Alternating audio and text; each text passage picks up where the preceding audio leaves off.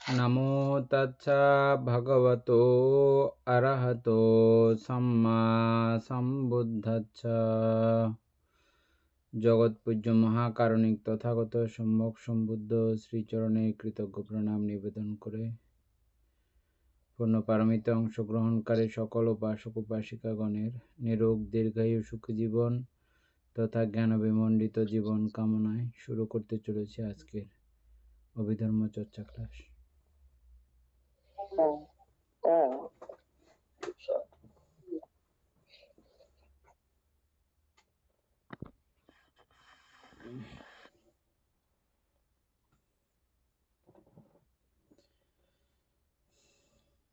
দুশো ২৩ পৃষ্ঠা ক্লাস।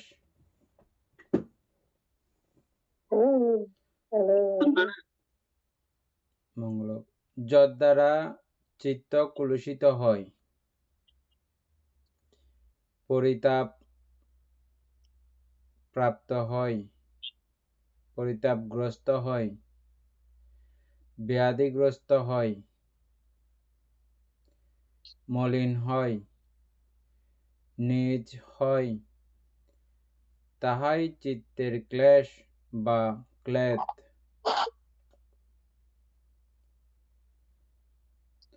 আমরা চৈতসিক আলোচনা করতে গিয়ে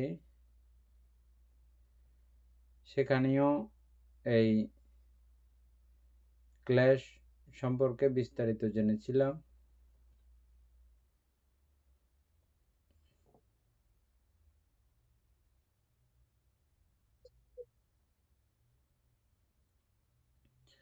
ক্লেশ আকারে নয়, ক্লেশ যে যে বিষয়কে কেন্দ্র করে উৎপন্ন হয় সেগুলোর সবিস্তারে আমরা জেনেছিলাম। এখন এক নামে এই কয়েকটা চৈতসিকের কর্মকাণ্ডকে এক নামে চিনব আমরা। শিল্পী বড়ুয়া ক্লেশ আবৃত্তি করেন।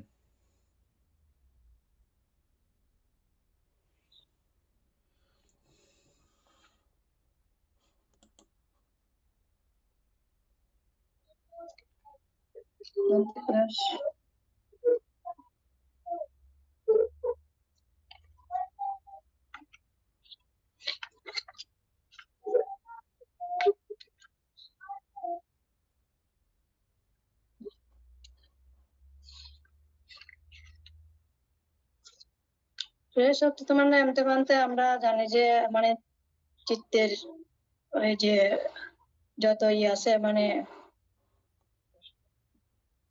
ওই যে মলিন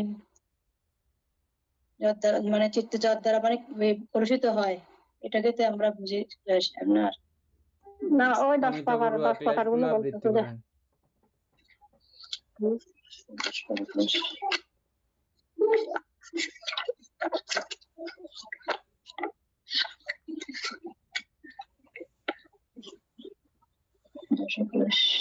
আচ্ছা, লোভ, দেশ, মোহ, মান, দৃষ্টি, বিচিকিৎসা, স্থান, উদ্ধত্ত, ওহি, অনপত্রতা, 10 ক্লেশ।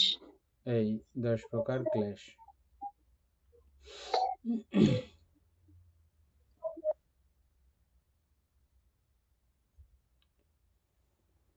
অকুশল চৈতসিক আছেই 14টা।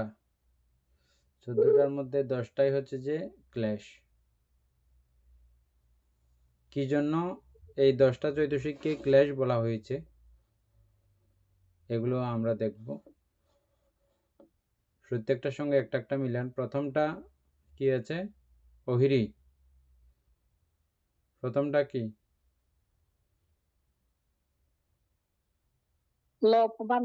লোভ। এই লোভের দ্বারা চিত্ত কুলুষিত হয় কিনা?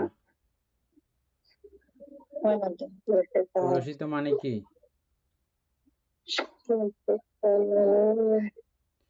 কুলুষিত মানে কি? লোভে পড়ে আমরা অনেক কিছুই করে থাকি। কুলুষিত অনেক সময় হচ্ছে যে কুলকে দূষিত করে ফেলা, কুলকে নষ্ট করে ফেলা। কুল কাকে বলে? আমরা যে যেখানে আছি যার যার মতো করে আত্মমর্যাদা নিয়ে থাকতে বাঁচতে সবাই আমরা পছন্দ করি, এবং ভালো কুলীন, উচ্চ কুলীন এরকম করেও আমরা অনেক সময় এই কুলের বর্ণনা দিয়ে থাকি।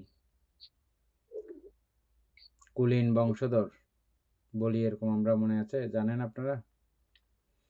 হ্যাঁ, এই লোভের কারণে এই কুলীনতা বা বংশমর্যাদা বা আত্মমর্যাদা বা মনুষ্যত্ববোধকে নষ্ট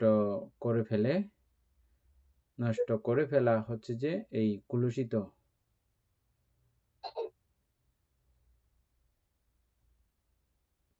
তাহলে লোভের দ্বারা আমাদের চিত্ত কুলুষিত হয় কিনা?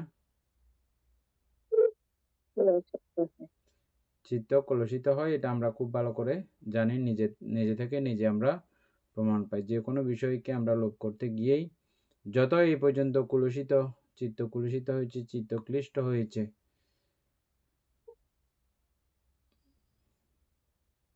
এগুলো সবগুলো এই লোভের কারণে। লোভের কারণে পরিতাপ সৃষ্টি হয় কিনা? পরিতাপ বুঝি আমরা না সবাই? পরিতাপ পরিতাপ মানে পরিত্যক্ত আর কি, সেরকম না বান্দা? পরিত্যক্ত না, পরিতাপ মানে হচ্ছে যে হায়ুতাস করা আর কি, হায়ুতাস করা, বা মনের মধ্যে কোনো কিছু না পাওয়ার কারণে যে একটা ওরে ওটা পাইলাম না, বা ওটা হারিয়ে গেল, ওটা ভেঙে গেল, এরকম করে আমাদের শোক, পরিতাপ, শোক বলি না আমরা, শোকের কাছাকাছি একটা বিষয় আর কি পরিতাপ। এটা শোক হচ্ছে যে শুধু শোক উৎপন্ন হয়েছে, আর পরিতাপ মানে একদম কোয়াল বাজে বাজে কান্দে হয় দে, পরিতাপ একটু উপরের ধাপ আর কি। তো এই লোভের দ্বারা চিত্ত পরিতাপও তৈরি হয়। তারপরে এই লোভের দ্বারা চিত্ত ব্যাধিগ্রস্ত হয়। চিত্তের ব্যাধি কি? এই লোভটাই চিত্তের ব্যাধি, চিত্তের অসুখ। চিত্তের অসুখ কয়টা আছে? মূলত লোভ দেশ মোহ তিনটা, বুঝছেন? আর এখন যে আমরা ক্লাসগুলো পড়ব এগুলোও ওই লোভ দেশ মোহ এদেরই অন্তর্গত, ওইগুলোরই বিষয়। সেহেতু এখানে 10 প্রকারে 10টা বিষয় আছে যেটা চিত্তকে ব্যাধিগ্রস্ত করে।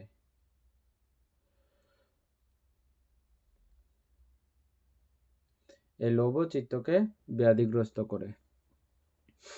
মলিন, মলিন অমলিন তো আমরা খুব ভালো করে চিনি। মলিন মানে ময়লাযুক্ত। হ্যাঁ, চিত্তের ময়লা, লোভ হচ্ছে চিত্তের ময়লা, এবং লোভ উৎপন্ন হলে চিত্ত মলিন হয়ে যায়। আমরা যারা দাতা তাদেরকে আমরা উঁচু, সম্মানী, গুণী এভাবে আমরা সম্মান করি। আর যারা লোভী, দান করে না অথচ লোভ করে, শুধু নিজের স্বার্থ অন্বেষণ করে, এই লোভী চিত্তকে নীচ করে। এই লোভ চিত্তকে নিচ বানায়, হীন করে, নিচ করে।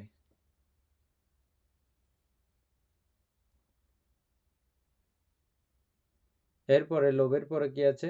দেশ। দেশেও এই বিষয়গুলো এভাবে করতেছে, এবং এই পর্যন্ত যে 10টা ক্লেশ আছে প্রত্যেকটা বিষয় এভাবে চিত্তকে কলুষিত এবং ব্যাধিগ্রস্ত, পরিতাপের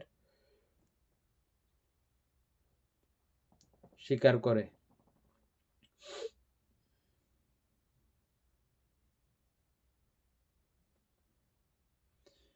চোদ্দ প্রকার অকুশল চৈতসিকের মধ্যে কোন অকুশল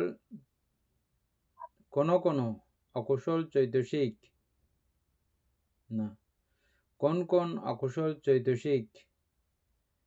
কয়টি অকুশল গুচ্ছে সংগৃহীত হইয়াছে তাহা পয়ারে বলা যাইতেছে। মানে পয়ারা মানে কবিতা।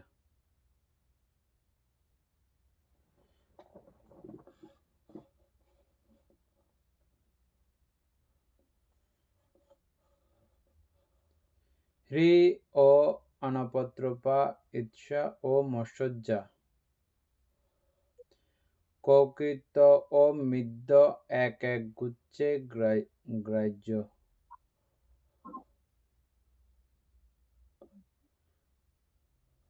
অহিরি অনাপত্রপা ঈর্ষা ও মৎসজ্জা কৌকুত্র ও মিদ্য এক এক গুচ্ছে গ্রাহ্য।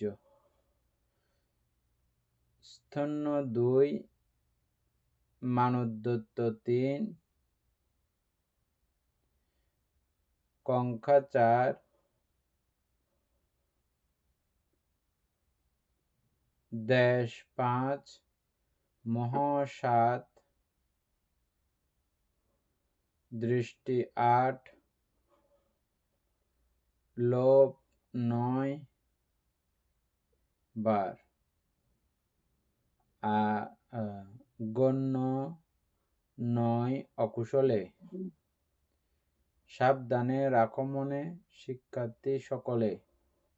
এটার আমরা একটা চার্ট পাইছিলাম, মনে আছে? এখানে আমরা কি কি পড়ছি, যে ক্ল্যাশ পড়ছি, তারপরে ক্ল্যাশের পরে কি ছিল, সংযোজন, অনুশয়,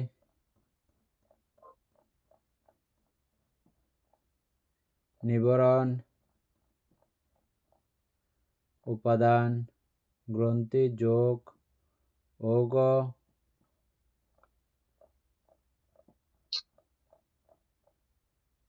আসব।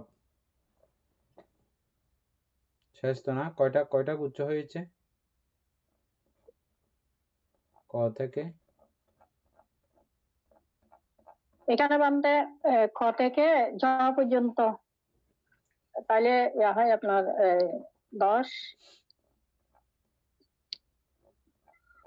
10টা 9টা বানতে।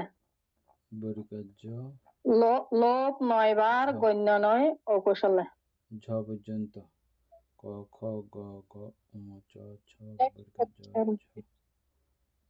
নয় আছে তো? 10 কোথায়? না 10 আছে না, 9 পর্যন্ত। 9 হ্যাঁ, ক্লাস পর্যন্ত 9টা গুচ্ছ এখানে আমরা পড়লাম। প্রথমে অকুশল সংগ্রহ আছে, তারপর 4 যোগ, 4 যোগ, অকুশল সংগ্রহের 4 মধ্যে গ্রন্থি দিয়ে শুরু হয়েছে।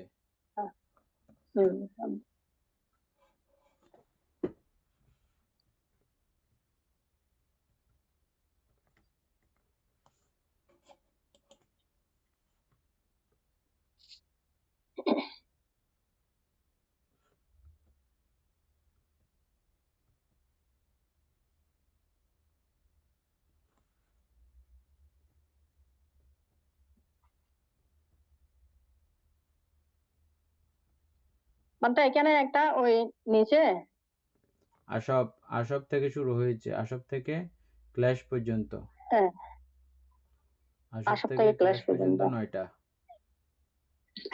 এখানে নিচে বানতে একটা ছক আছে তো, আশাবাদী নবগুচ্ছের অকুশল চৈতসিক সারজ্ঞতা ও পয়ারা অনুসারে নিম্নে তালিকায় প্রদর্শিত।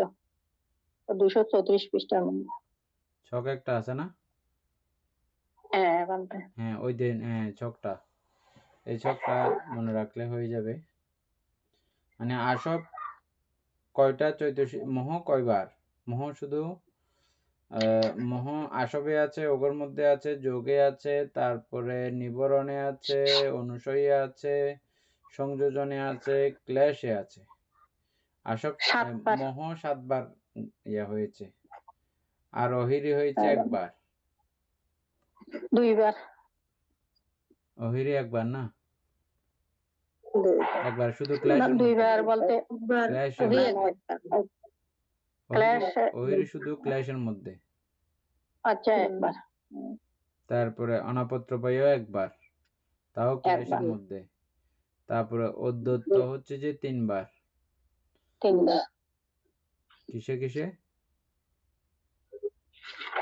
নিবারণে, হ্যাঁ। তারপর সংযোজনে আর ক্লেশে। তারপরে হচ্ছে যে লোভ। লোভ। লোভ 9 বার। 9 বার। সব জায়গাতেই আছে লোভ। সবগুলোতে। তারপরে দৃষ্টি হচ্ছে যে 8 বার। দৃষ্টি 8 বার। তার মান আছে 3 বার। 3 বার মান। অনুসয়ে, সংযোজনে আর ক্লেশে। তারপর দেশে দেশে আছে 5 বার। 5 বার। গ্রন্থিতে, তারপর নিবারণে, অনুসয়ে, সংযোজনে আর ক্লেশে। ঈর্ষা আছে 1 বার সংযোজনে। আর মাৎসর্য আছে 1 বার, এটাও সংযোজনে। তারপর কোকিরিত নিবারণে 1 বার। তারপরে স্তন আছে নিবারণে আছে, তারপর ক্লেশে আছে 2 বার। তারপর মৃদ্য আছে নিবারণে 1 বার। বিচিকিৎসা আছে আপনার নিবারণে 1 বার, তারপর অনুসয়ে, সংযোজনে, ক্লেশে 4 বার।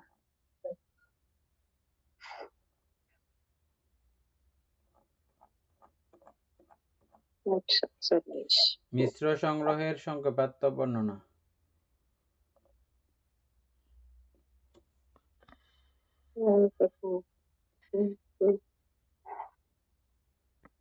চন্দনা বড়ুয়া পড়েন। বন্দনা গান্তে। মঙ্গল। মিশ্র সংগ্রহের সংক্ষেপার্থ। 6 হেতু সম্বন্ধে প্রকীর্ণ পরিচ্ছেদে 103 পৃষ্ঠায় হেতু সংগ্রহ দ্রষ্টব্য। যে সকল চৈতসিক ধ্যান চিত্ত উৎপাদনে প্রধান সহায়, সেই সকল চৈতসিক ধ্যানজ্ঞ। দৈমনস্য শুধু অকুশল ধ্যানজ্ঞ। অপর 6টি কুশল অকুশল অব্যক্তিত সকল জাতীয় জ্ঞানের অঙ্গ। 37 পৃষ্ঠ দ্রষ্টব্য। মার্গ অর্থ পথ, উপায় এবং অঙ্গ অর্থ কারণ উপকরণ। কিসের পথ? সুগতির বা দুর্গতির পথ। প্রথম অষ্টাঙ্গ সুগতির অর্থাৎ নির্বাণের পথ। শেষে 4 অঙ্গ সুগতির পথ। সম্যক দৃষ্টি প্রজ্ঞেন্দ্রিয় চৈতসিক জ্ঞান সম্প্রযুক্ত 47 প্রকার চিত্তের প্রজ্ঞায় সম্যক দৃষ্টি নামক মার্গাঙ্গ।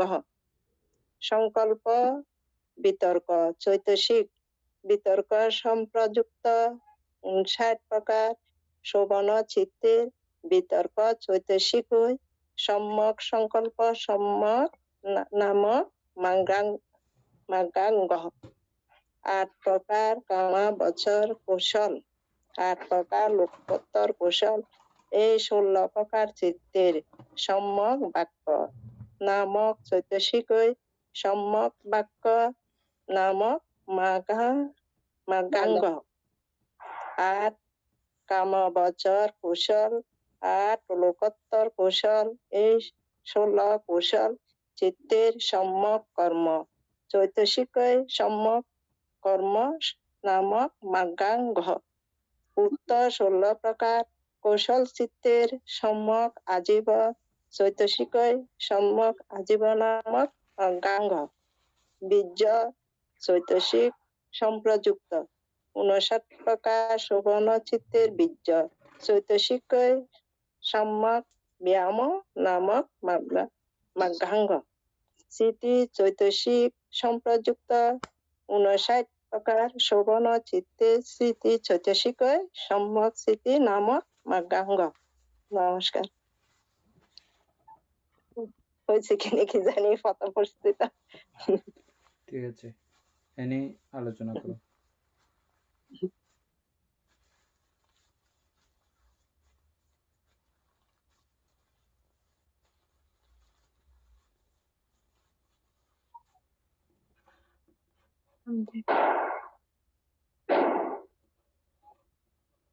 ছয় হেতু সম্বন্ধে প্রকীর্ণ পরিচ্ছেদে 103 পৃষ্ঠায় হেতু সংগ্রহের দ্রষ্টব্য। ছয় হেতু বলতে এখানে লোভ দেশ মোহ অরূপদেশ মোহ, এই 6টা হেতু আমরা প্রকীর্ণ পরিচ্ছেদের মধ্যে মানে 103 পৃষ্ঠায় সংগ্রহের মধ্যে এটা আলোচনা করেছিলাম বা পড়েছিলাম। এটা এখানে আছে। তারপর হচ্ছে খ নাম্বার, যে সকল চৈতসিক বান্তে এটা আলোচনা করতে হবে। 6 হেতু গুলা লোভ দেশ মোহ অরূপদেশ মোহ। অমিতা বড়ুয়া লোভ দেশ মোহ অলোপদেশ মোহ সম্পর্কে সংক্ষিপ্ত করে বলে ফেলেন তো। এখানে ওই মিশ্র সংগ্রহের এখানে আমরা যেটা ওই বুদ্ধিপক্ষীয় ধর্ম সর্বসংগ্রহ, এগুলো ওই একটা আছে, তো এগুলো আগে পরে ফেললে ভালো হতো না সবগুলো? কোথায়? যা আগে আমরা পরে আসছি, আমরা তো কুশল সংগ্রহটা করছি, এই যে মানে পুরো সাতটা আর কি, যেটা যেমন 6 হেতু প্রথমে, এটা আমরা পরে আসছিলাম আর কি। এটা তো আমরা মিশ্র অকুশল সংগ্রহটা শেষ করছি এখন। চারটা পড়ছিলাম না আমরা, তারপর এখান থেকে ওই অকুশল সংগ্রহটা কত পৃষ্ঠা এটা সংগ্রহ এখন, এটা মানতে আপনার ওই একদম ফার্স্টের মধ্যে আমরা এখানে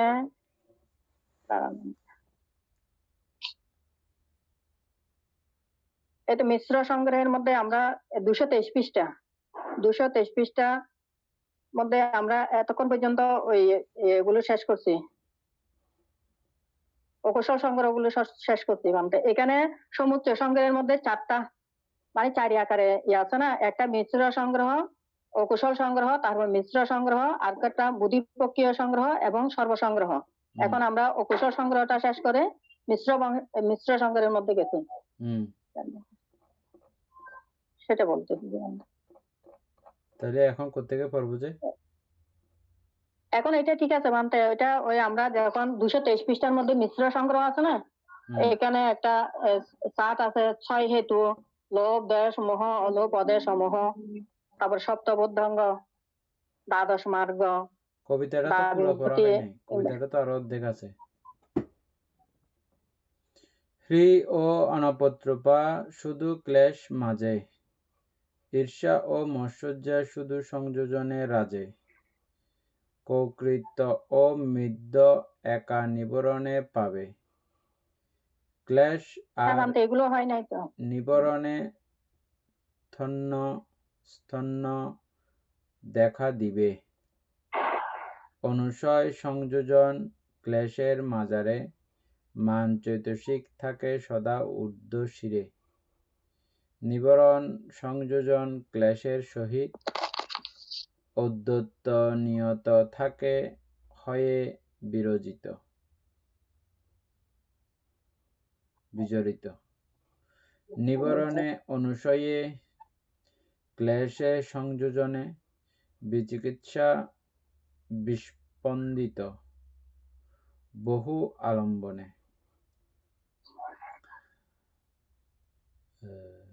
নিবরণ অনুসয় গ্রন্থি সংযোজন ক্লেশ সহ পঞ্চগুচ্ছে দেশ বিচরণ, গ্রন্থি উপাদান ছাড়ি সপ্ত কুশলে, অবিদ্যার বিদ্যমান নেহারে সকলে, অষ্ট কুশলে দৃষ্টি ছাড়ি নিবরণে, নব অকুশলে লোভ দেখে বিচক্ষণে, এটা আবার ইয়াতে চার্টের মধ্যে মেলানো আছে। আশাবাদী নবগুচ্ছের অকুশল চৈতসিক স্মারকগাথা ও পায়রা অনুসারে নিম্নের তালিকায় প্রদর্শিত। হ্যাঁ ঠিক আছে, এ নিয়ে এবার আলোচনা করো। যেটা বলছি এটা ইয়ে করেন অমিতা বড়ুয়া, 6 হেতু সম্পর্কে সংক্ষিপ্ত বলেন।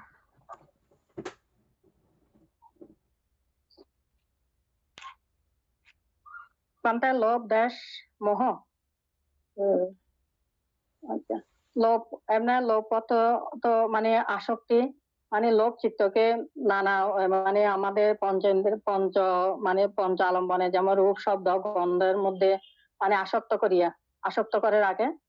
ওই আসক্ত করে রেখে এটাকে আমরা মানে লোভের কারণে আমরা কায়কর্ম, বাককর্ম, মনোকর্ম মানে এগুলো আমরা করি। এগুলো যার পরিপ্রেক্ষিতে আমাদের তৃষ্ণা তৃষ্ণা উৎপন্ন হয়, যেমন কাম তৃষ্ণা, ভব তৃষ্ণা, বিভব তৃষ্ণা, যেগুলো আমরা পরে আসছি বলতে এইটাই বলতে।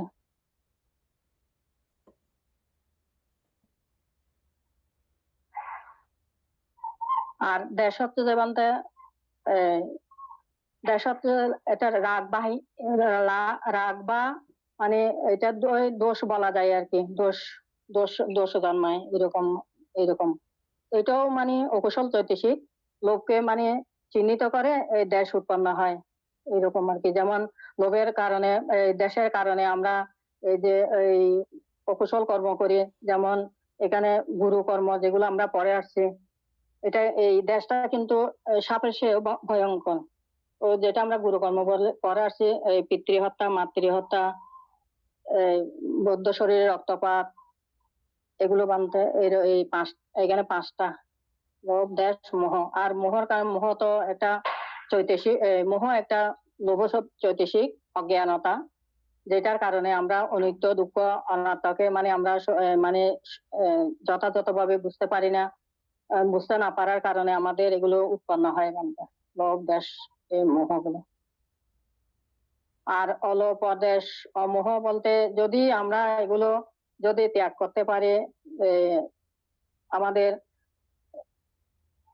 আর্য অষ্টাঙ্গিক মার্গ পথে চলে, যদি আমরা যদি এগুলোকে যদি ধাপে ধাপে ধ্যানাঙ্গের মাধ্যমে ধ্যান চর্চা করে যদি আমরা এগুলো যদি মানে পরিসমাপ্তি করতে পারি কিছু কিছু, তাহলে আমরা এগুলো আমাদের এই অলোপ উৎপন্ন হবে, তারপর অদেশ উৎপন্ন হবে,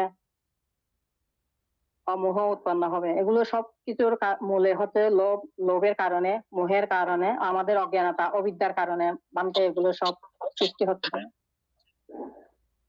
এনে বলো।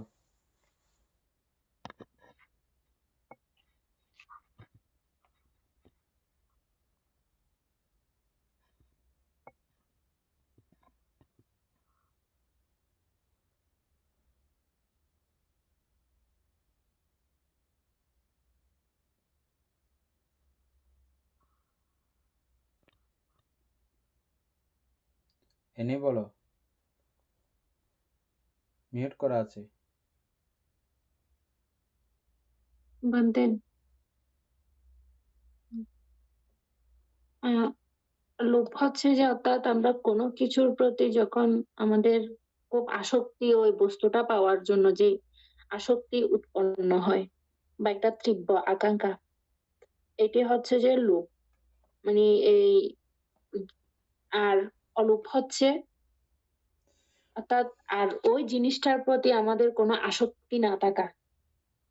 তো এই লোভটা যখনই মিথ্যা দৃষ্টি শ্রোতাপত্তি মার্গ পর্যন্ত যখনই মিথ্যা দৃষ্টিটা মিথ্যা দৃষ্টি যখন থাকে না, তখন সেই সাথে আর লোভটাও ওই মুহূর্তে আর থাকে না, লোভটাও চিরতর ধ্বংস হয়ে যায় মিথ্যা দৃষ্টির সাথে সাথে।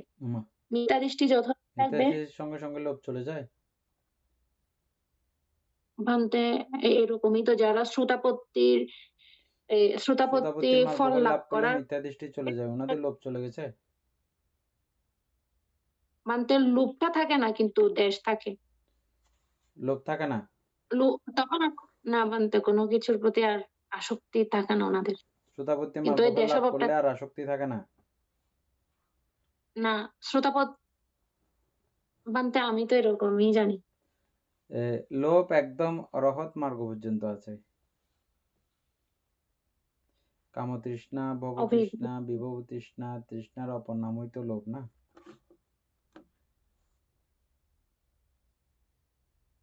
ভান্তে অবিদ্যা না থাকে।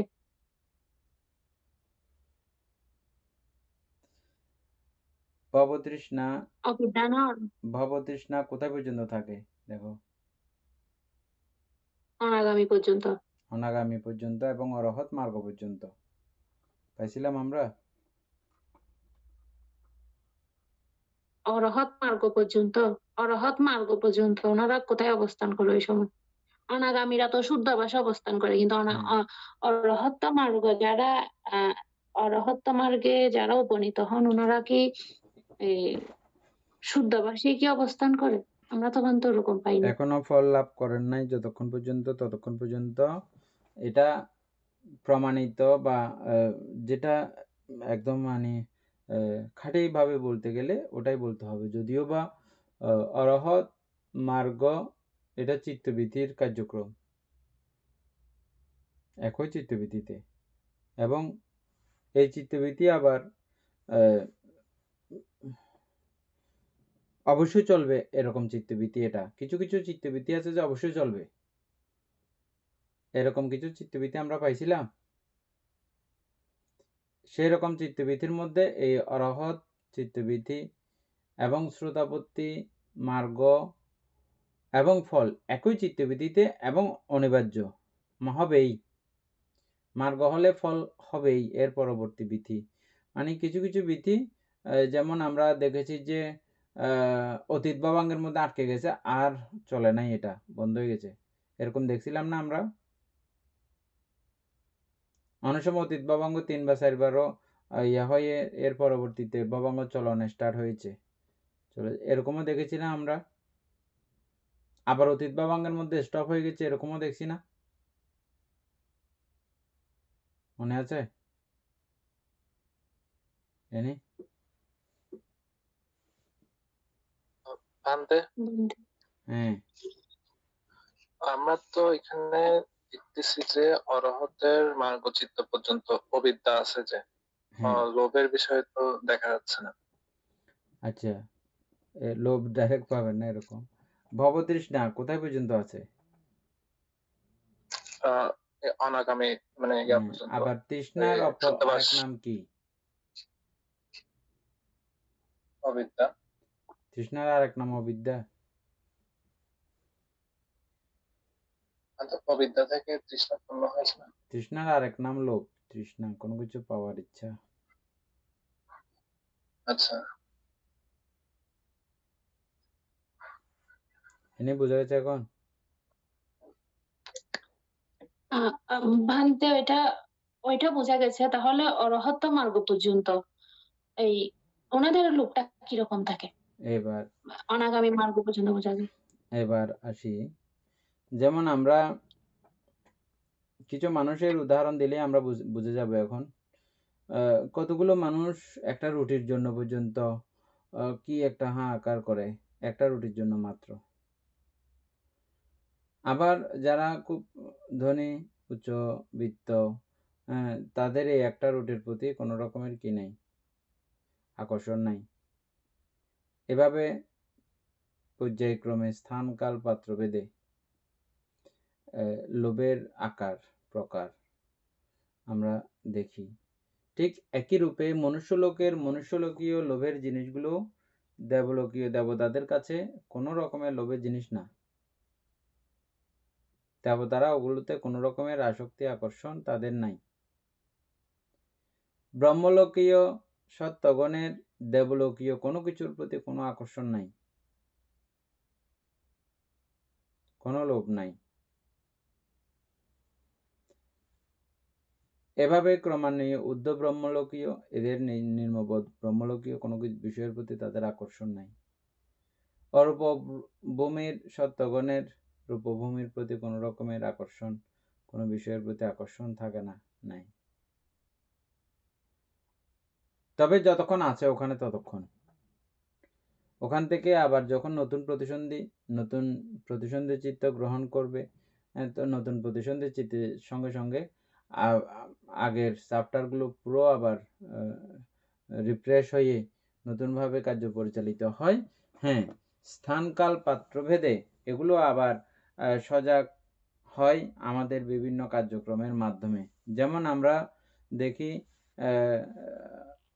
দীর্ঘ সময় তিনি ব্রহ্মলোকে ছিলেন, মনুষ্যলোকে আসছে, আবার স্বাভাবিক মানুষ, স্বাভাবিক ছোট বাচ্চা থেকে এরকম রকমের কোনো কিছু নাই। তবে হ্যাঁ, এটাকে যখন একটু যত্ন করা হয়, গাইড দেওয়া হয়, আবার সে বড় হয়ে যখন ধ্যান সমাধি করে, আগের পূর্ব সমস্ত ক্ষমতা তিনি আবার ফিরে পান।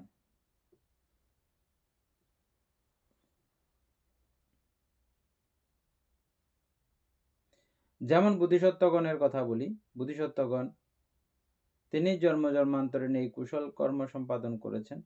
তিনি যখন এগুলো চেষ্টা করতে গিয়েছেন এগুলো প্রাপ্তির জন্য, এবং এগুলোও বোধিসত্ত্বকে সাপোর্ট করে, সমর্থন করে, এই গুরু লাভ করা, যারা সাহায্য করবে তাদেরকে লাভ করার জন্য।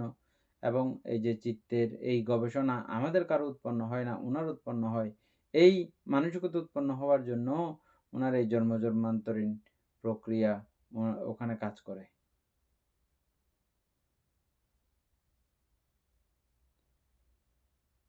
যাই হোক, অন্যদিকে চলে যাচ্ছি আরো।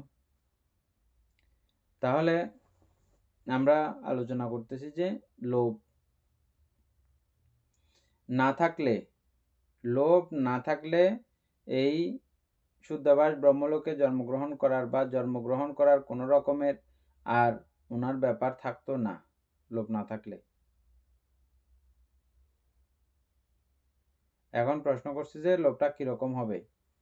আশা করি এই সিরিয়ালটা বর্ণনা করার মাধ্যমে বুঝে গেছে। আবার আমরা কেউ এখানে অর্থবিত্ত আছে প্রচুর পরিমাণে, ওরা আর অর্থবিত্ত চাই না, শুধু সামাজিক মান সম্মান এগুলো চাই, ক্ষমতা, প্রতিনিধিত্ব, এরকম বিষয়েও আমাদের মাঝে মধ্যে লোভ করি আমরা। এরকম ভাবে বিভিন্ন ধরনের কোয়ালিটি আছে লোভের। এনে বুঝা গেছে না?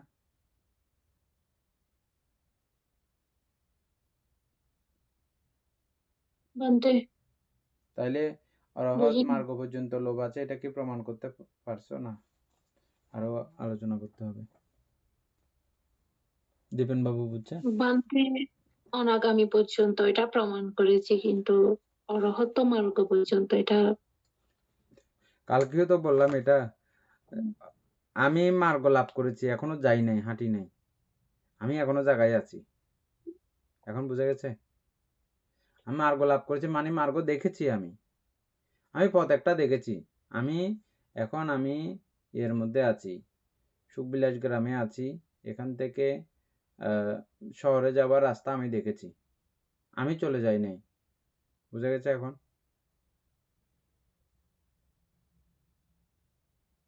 বান্তে ওইটা তো বুঝেছি, কিন্তু ওনাদের লোকটা কিরকম সেটা, ওই তো মানে এখানে ওই আছি, মুহূর্তের লোকটা থাকে এখান দিয়ে কিরকম? যখন আমি হেঁটে যখন চলে যাব, পথটা পাইছি, আমি হেঁটে যখন চলে যাব তখন আর থাকবে না।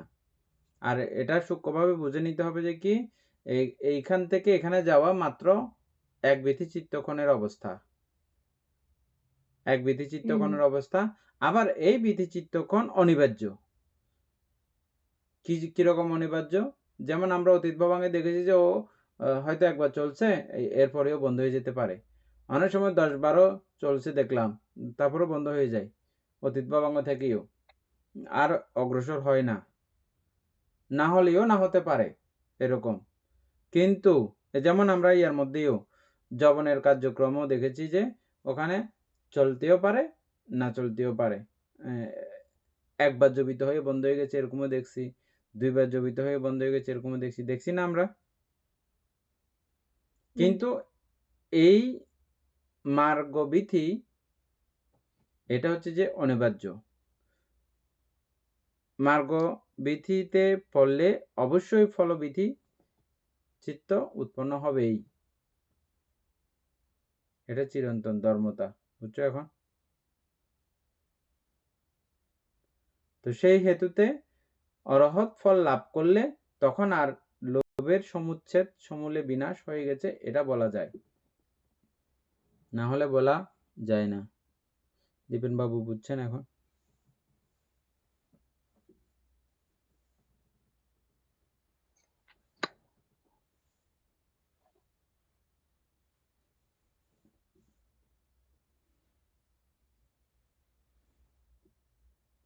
বুঝেন না এখনো না?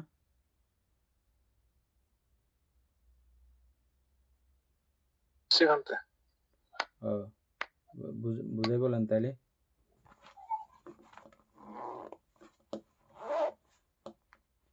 আমি তো আমার থেকে আর একটু চিন্তা করে বলতে হবে।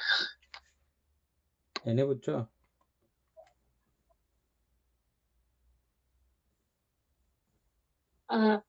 ভান্তে আমি বুঝেছি এটা হচ্ছে যে অর্থাৎ এই লোভটা থাকে যখন অবিদ্যা যখন থাকে, অবিদ্যার অপর হচ্ছে যে আমরা যে যেটা জেনেছি অজ্ঞানতা বা আহ ওরকম। তো অজ্ঞানতা যখন আছে তাহলে অবশ্যই তো সেটা লোভের লোভ তো আছে, কিন্তু সেটা হয়তোবা এমন সূক্ষ্মভাবে থাকে যেটা হয়তোবা এটা আপনি বোঝা যায় না, যেটা আপনি ওই উদাহরণটা দিয়েছেন যে রাস্তার ইয়েটা মানে ওখানে শহরে পৌঁছানো পর্যন্ত পৌঁছালে মানে ওনার আর কোনো কিছুই থাকে না, পৌঁছে যাওয়া মাত্রই। ঠিক ওইটা এমন সূক্ষ্মভাবে থাকে মানে এটা ওনাদের বোঝাই যায় না যে আসলে লোভের কোনো লোভ আছে কিনা। ঠিক ওই জায়গায় যখন অরহত্ত মার্গ এই ফল ফল যখন হয়ে যাবে তখন সাথে সাথেই কিন্তু ওই সব কিছু একেবারে বিনাশ হয়ে যাবে, আর কোনো কিছুই থাকবে না, অবিদ্যাও থাকবে না, লোভ থাকবে না। শুধু এটা একবারের জন্য না, সবসময়ের জন্য মনে রাখতে হবে। হ্যাঁ, লোভ না থাকলে আমাদের আর জন্মও হবে না, জন্মেরও সমাপ্তি। তারপর এটা বলো।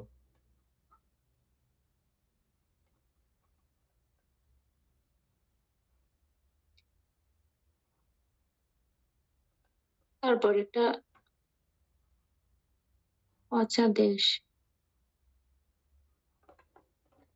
তার মানে ভান্তে কি অমোহটা কি আমরা কি ওই ওই জায়গায় গিয়ে কি ধরতে পারবো, যেটা অরহত্ত মার্গ মানে অরহত্ত ফল লাভ করলেই না এই অলোভ মুক্ত, মোহনা অলোভ মুক্ত। তার মানে কি এর আগে কি কোনো ধরনের বা অলোভ মুক্ত কি বলা যায় না এর আগে?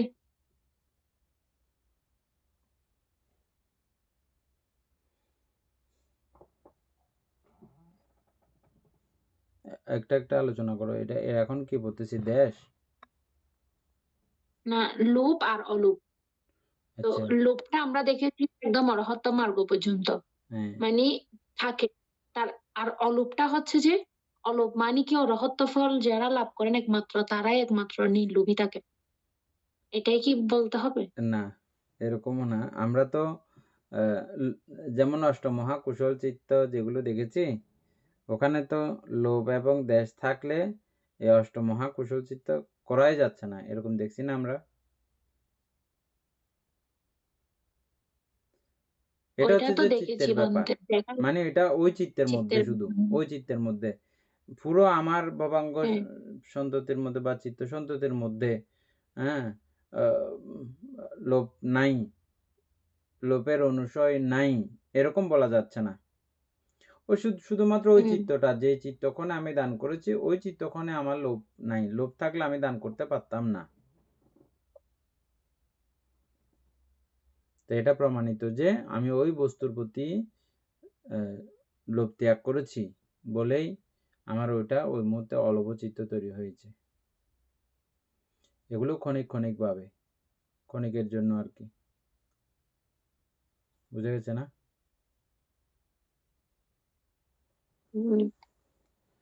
আর স্থায়ীভাবে অলোভ অরহৎ ফল লাভ করলে তিনি স্থায়ীভাবে অলোভ, ওনার কাছে কখনো লোভ উৎপন্ন আর হবে না। উনি সর্বকালের জন্য, সর্বসময়ের জন্য অলোভী। শেষ? বুঝা গেছে পুরো না? শ্রোতাপত্তি মার্গলাভীরও লোভ আছে, কিন্তু আমরা জানছি যে কি শ্রোতাপত্তি মার্গলাভী কিন্তু এই লোভে বসে, লোভের বসে পরে তিনি কোনো রকমের পঞ্চশীল ভঙ্গজনিত কার্যক্রম তিনি করেন না। এখন শিওর?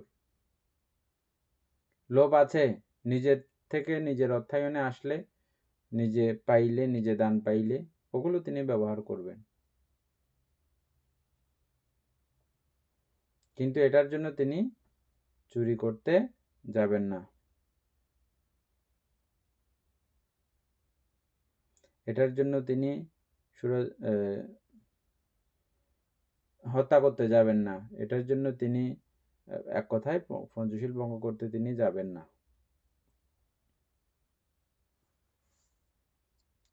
এই লোককে তৃপ্তি দেওয়ার জন্য।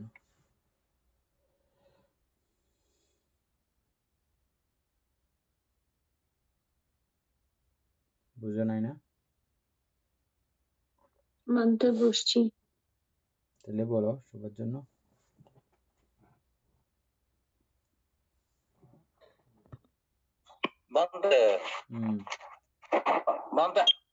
তৃষ্ণাটা লোভ না?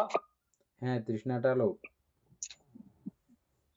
অরহত যারা তাদের হ্যাঁ, যারা অরহত তাদের আহার করতে হয় না, খাদ্য গ্রহণ করতে হয় না? খাদ্য গ্রহণ করেন তো, এটা লোভ হবে না? খাদ্য গ্রহণ, আপনি সব খাদ্য লোভ করে খান? কিছু কিছু ওষুধগুলো আপনি কখনো লোভ করে খাইছেন? হ্যাঁ, হ্যাঁ, বাঁচার প্রতি লোভ আছে, খুব সুন্দর করে বলেছেন। ও বাঁচার প্রতি লোভ, কিন্তু আপাতত আপনার জিহ্বায় এটার কোনো স্বাদ গ্রহণ করতেছে না, এবং বরঞ্চ উল্টো তিতা লাগতেছে যে। হ্যাঁ, এটা তখন বাঁচার তাগিদে, বুঝছেন?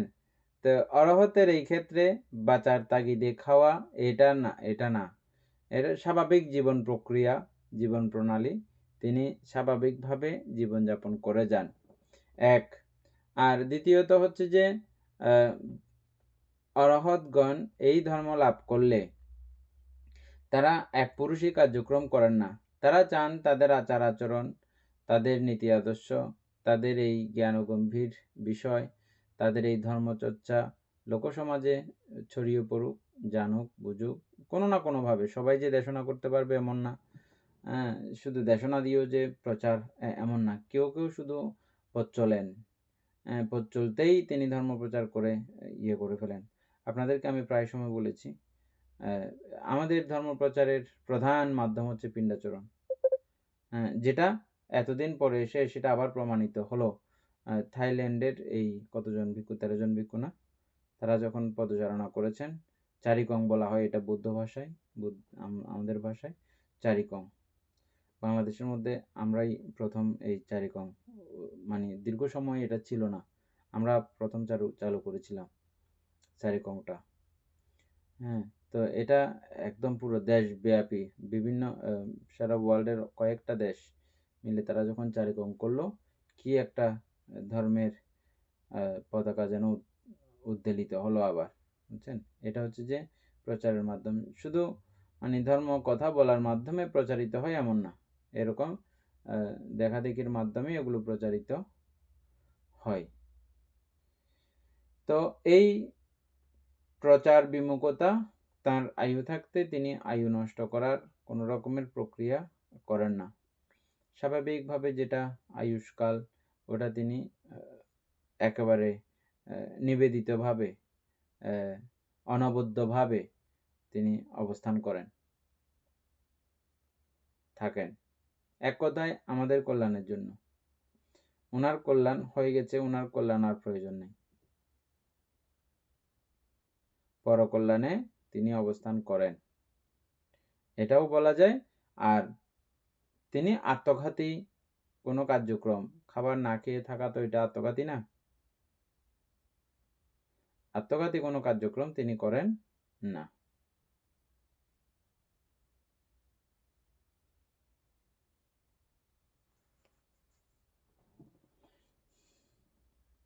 আমরা পাটিসাংখ্যা বর্ণনা করেছিলাম একদিন, ওই পাটিসাংখ্যা বর্ণনার মধ্যে ওটা শুনলে মনে থাকলে সবকিছু মনে থাকার কথা।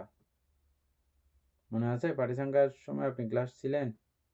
আমরা ভাত খাবার সময় যে পিণ্ডপাত প্রত্যাবর্তন করি, এটা যে দিন দেশনা করছিলাম, ক্লাসে ছিলেন এদিন?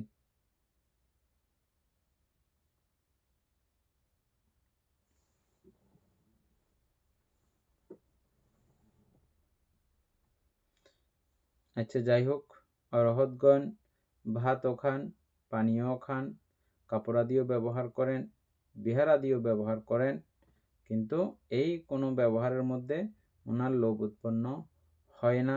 লোভ উৎপন্ন না হওয়ার কি কারণ? তিনি সবগুলোকে সংস্কার ধর্ম হিসাবে ওনার প্রতি পলে পলে, প্রতি মুহূর্তে মুহূর্তে, প্রতি ক্ষণে ক্ষণে ওনার জানা হয়। এগুলো যে কিছুই না, এগুলো তিনি খুব ভালো করেই জানেন। এগুলো কিছুই না। এই নির্বাণ চিত্ত সর্বসময়ে অটুট থাকে। নির্বাণ চিত্ত কিসের প্রতি নির্বাণ চিত্ত? নাম রূপের প্রতি নির্বাণ চিত্ত সর্বক্ষণ সর্বসময়ে অটুট থাকে, স্থির থাকে। সেজন্য ওনার এই আহারে, পানে, কাপড়াদি ব্যবহারে, বিহারাদি ব্যবহারে কোনো প্রকারের লোভ উৎপন্ন হওয়ার আর কোনো সুযোগ নাই। অনুসয় সমূলে বিনাশ হয়ে গেছে। অনুসয় থাকলে আপনি এখানে আগুন টাগুন দিলে, ফুঁ দিলে আগুন জ্বলবে আর কি। অনুসয় নাই, আপনি এখানে যতই ফুঁ দেন না কেন এগুলোর সঙ্গে লাগিয়ে হবে না।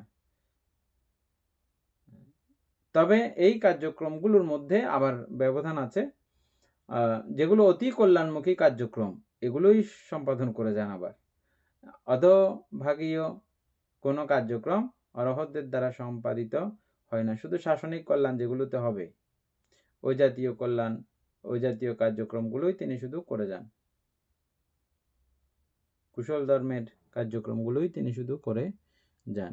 কারণ কুশল না করলে পৃথিবী অচল হয়ে যাবে। সেজন্য পৃথিবীর ভারসাম্য ঠিক রাখা প্রত্যেকের আমাদের কর্তব্য।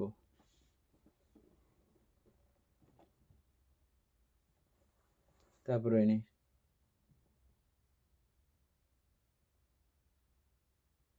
বলতে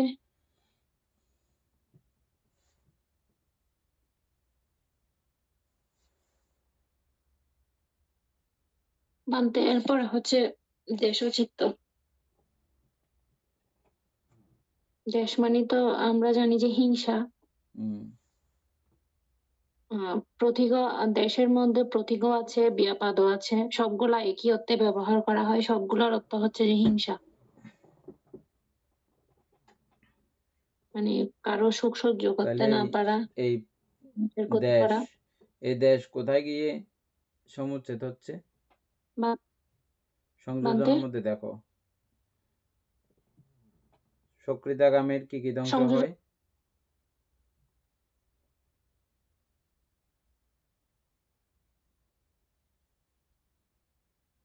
সক্কাদিট্টি, বিচিকিৎসা, শিলব্রত, পরামর্শ, আর একটা কি?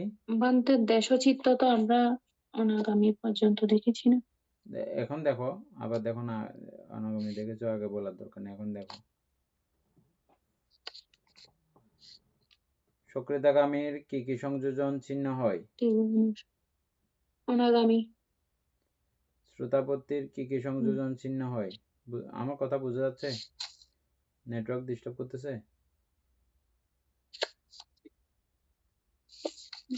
অনাগামী পর্যন্ত থাকে বান্তে দেশচিত্ত।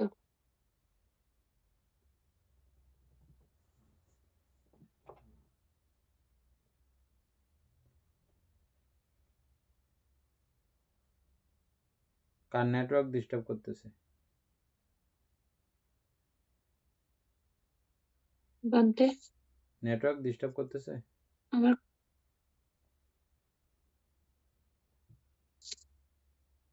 শোনা যাচ্ছে না কথা?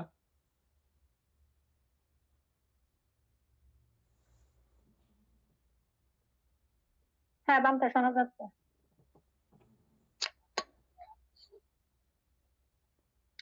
বলো এনে কি বলতে আসিলা?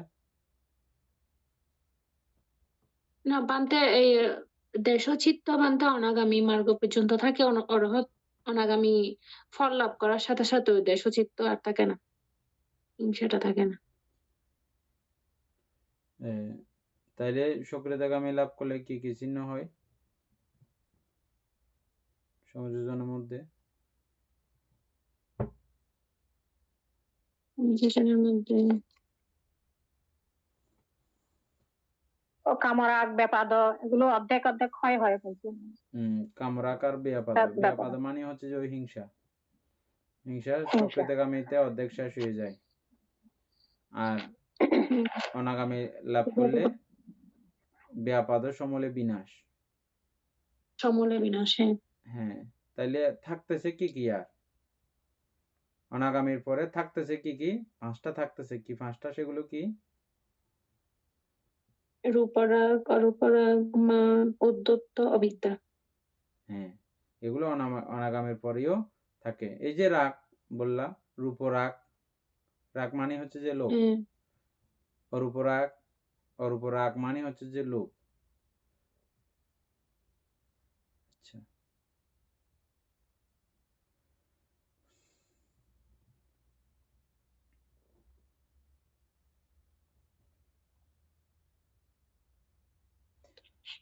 এখানে একটা কথা আছে, সংযোজন ছিন্ন হয়েছে।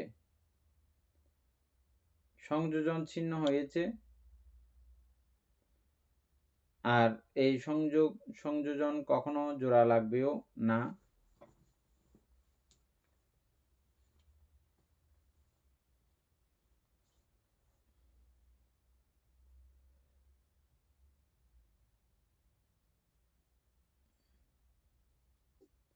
রূপরাগের মধ্যে, অরূপরাগের মধ্যে, মানের মধ্যে, অবিদ্যার মধ্যে। তাহলে ওখানে দেশের সরাসরি কোনো রকমের অস্তিত্ব দেখা যাচ্ছে না, কিন্তু লোভের মতোই এই দেশেরও সমূলে উচ্ছিন্ন হয় অরহৎ ফল লাভ করার পরে।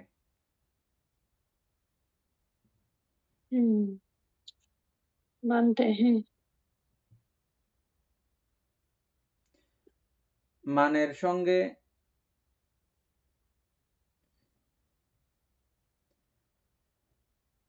এই দেশের কোনো সম্পর্ক আছে কিনা? মান থাকলে দেশ উৎপন্ন হতে হবে এরকম কোনো ব্যাপার আছে? আর দেশ থাকলে মান উৎপন্ন হতে হবে, এই কয়েকদিন আগে আমরা পড়ছিলাম, এরকম একটা প্যারা মনে আছে? মানতে।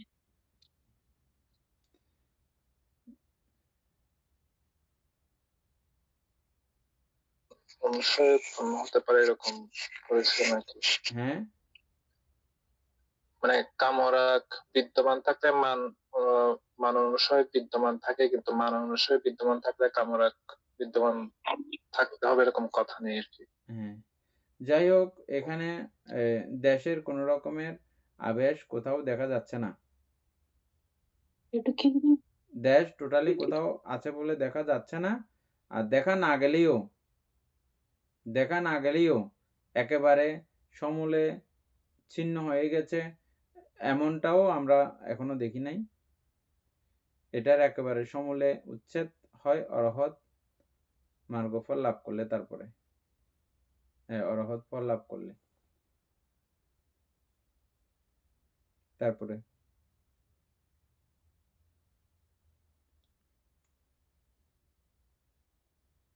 বানতে তার মানে আমরা দেখেছি যে মৈত্রী হচ্ছে দেশের প্রতিপক্ষ। যখন মৈত্রী চিত্ত বা করুণা চিত্ত থাকে, ওই মুহূর্তে কিন্তু দেশ চিত্ত আর থাকে না। শুধু কি ওইটা কি চিত্তের ব্যাপারে, বা এটা কি যা শুধু ক্ষণিকের জন্য হয়তো ওরকম হয়, যেটা অষ্টম এবং যারা ব্রহ্মলোকবাসী হন তাদের কাছে, তারা যতক্ষণ পর্যন্ত ব্রহ্মলোকে থাকে ততক্ষণ তাদের হিংসা উৎপন্ন হয় না। ব্রহ্মলোকে যারা আছে ওনাদের, হ্যাঁ, যতক্ষণ থাকবে ততক্ষণ হিংসা উৎপন্ন হয় না। এবং মনুষ্যলোকেও যারা ব্রহ্মচিত্ত নিয়ে অবস্থান করেন ততক্ষণ তাদের হিংসা চিত্ত উৎপন্ন হওয়ার সুযোগ নাই। তবে অনুসয় আছে, সুযোগ পাইলে এটা উৎপন্ন হবে। কিন্তু অনাগামীর কাছে এই অনুসয় সমূলে নষ্ট হয়ে যায়। সেই দৃষ্টিকোণ থেকে বলা যেতে পারে আর কখনো দেশ উৎপন্ন হবে না।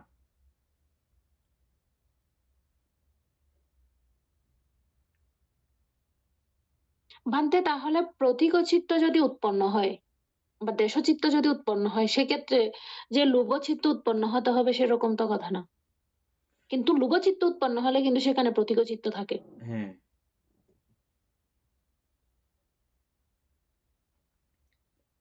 হুম,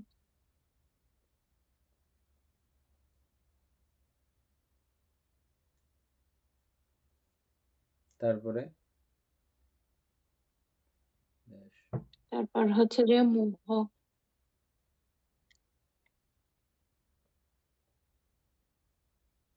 মোহ মোহ কালকে, তো বানতে এটা তো মোহ কালকে, আজকে টাইম শেষ হয়ে গেছে।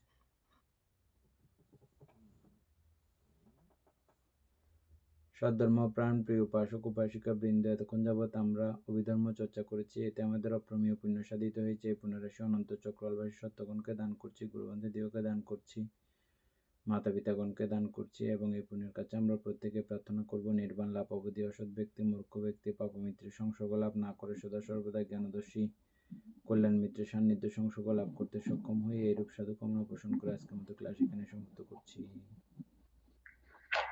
সাধু সাধু সাধু ও কাশা বন্ধ